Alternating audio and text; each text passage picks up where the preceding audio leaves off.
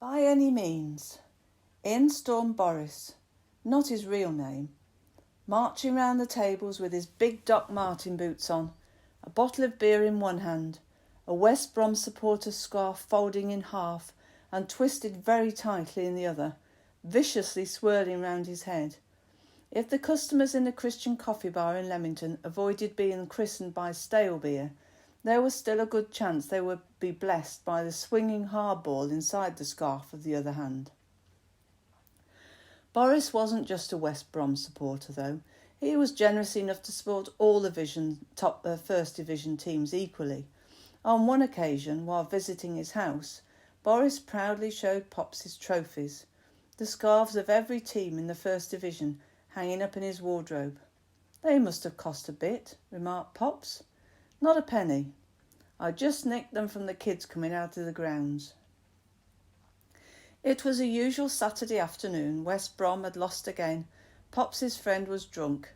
Nana was the manageress of the coffee bar, but being Saturday and her day off, she was upstairs in the flat with Pops. There was a knock on the door and a frantic voice shouting, "Boris is here, please come down quickly." Nana and Pops looked at each other and smiled. They loved their friend Boris. He was a bit of a hard case, but somewhere inside they had seen something very lovable. Even though one time Nana was so angry with him, she had deposited one of her famous chocolate cakes all over his head. When Nana and Pops arrived downstairs into the cafe, most of the customers had wisely disappeared. The one or two of his mates who were left were egging him on and suggesting this was exactly what these Christians needed. Boris was still marching around the cafe, now chanting at the top of his voice, "I worship Satan! I worship Satan!" "Boris, what do you think you're doing?" asked the ultimate voice of authority, Nana. Boris stopped dead in his tracks. "I worship Satan, Penny. He's winning. What has God ever done for me?" And off he went marching again, although now a lot quieter. Boris had made grown men cry, and most of the church leaders had banned him from their churches, and on more than one occasion had called the police to take him away. But he knew it wasn't a good idea to mess with Nana. Boris had got a job for Pops on the local building site, and Pops had had many talks with his friend, usually ending up by Boris promising to follow Jesus. But in a few days' time it would only end in disappointment when Pops heard of another of Boris's escapades. One talk ended by both of them wrestling on the pavement outside the coffee bar, Pops doing his best to knock some sense into his friend. That was the very early days of Pops's Christianity, before he had understood the words that Paul wrote, "We wrestle not against flesh and blood." "So," said Nana, "over to you, Dave, it's your turn." Pops had a flash of inspiration, he hoped.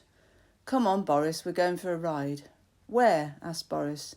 "You'll see," said Pops. "Are you coming or not?" Boris loved going anywhere with Pops, so they set off. Nothing much was said in the car. Boris had calmed down and was enjoying the ride. 40 minutes later, they were in the car park of Coventry Cathedral and walking towards the entrance of the huge new building. Pops didn't care too much for cathedrals. He thought they were a waste of money, especially as the one whom he worshipped was born not in a palace or even in a maternity ward, but in a stable. But there was something that Pops had seen at this cathedral that had made him quite an impression on him.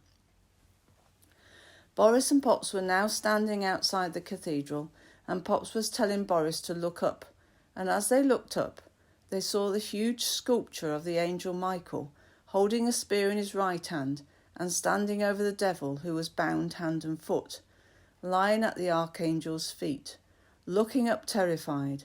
"See, that's who you worship and want to serve. He's lost, defeated, he's a liar, and he's been lying to you."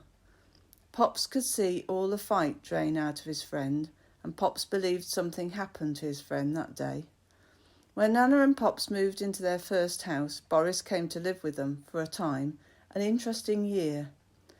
Then when Nana and Pops moved to Liverpool, they lost touch with Boris, but one day they had a phone call from him, saying he was in Liverpool helping with a Christian outreach mission. Could he come and visit them?